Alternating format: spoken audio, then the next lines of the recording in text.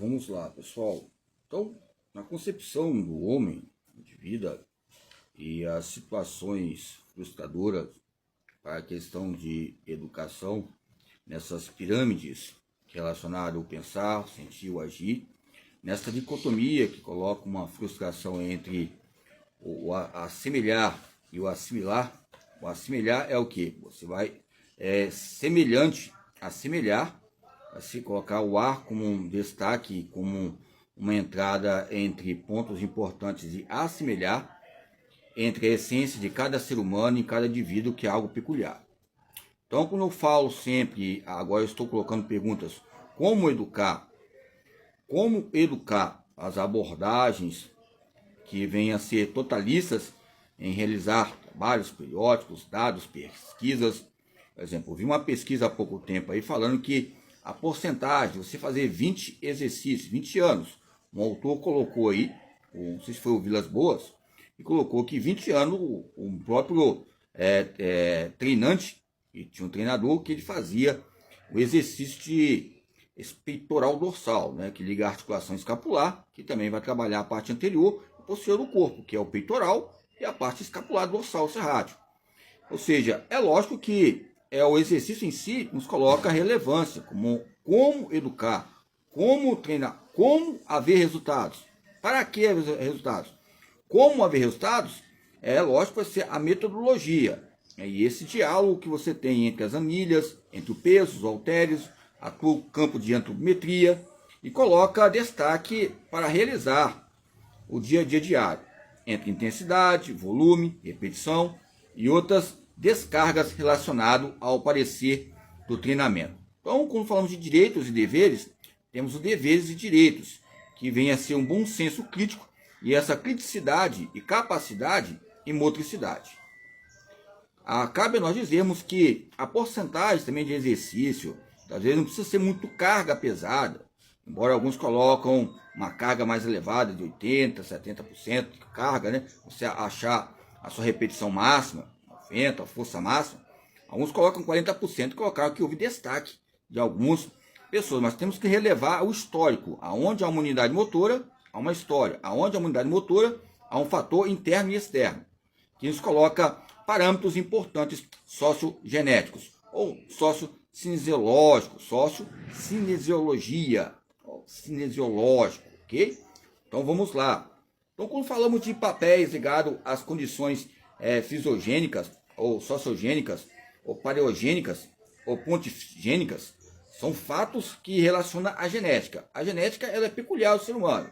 Aonde tem um processo que vem a restaurar, há um processo de manutenção. Aonde há uma restauração, podemos citar vários autores que colocam De La Rosa, 2007, 2008, até os pareceres de 2009, nos coloca sendo portadores ligados ao que? A sarcopenia ou sarcoplasma.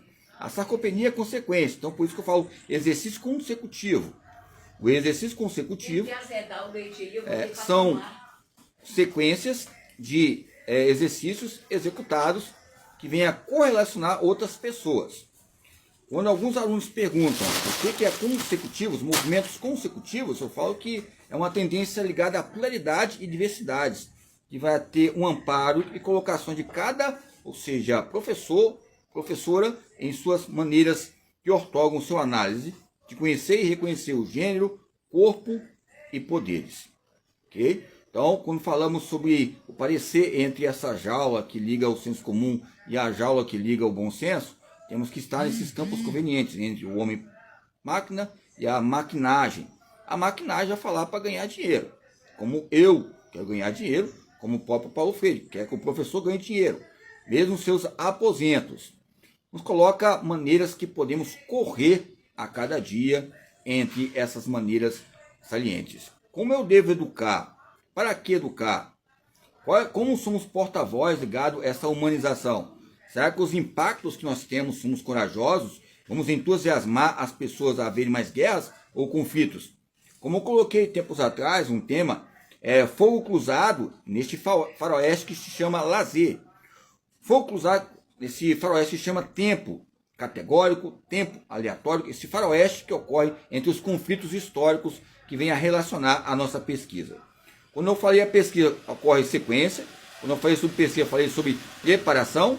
Quando eu falei sobre pesquisa, eu falei sobre apresentações ligadas também, ou seja, aos aplicativos, a expor o que você convém dizer. É lógico que tem composições, tem músicas, tem umas questões de ludicidades. São temas que abrangem a nossa realidade histórica crítica, que venha conteúdos sociais, pós-conteúdos, pré-conteúdos críticos, que venha ser um panorama em nossa visão ótica, ou visão ética, ou visão parocêntrica.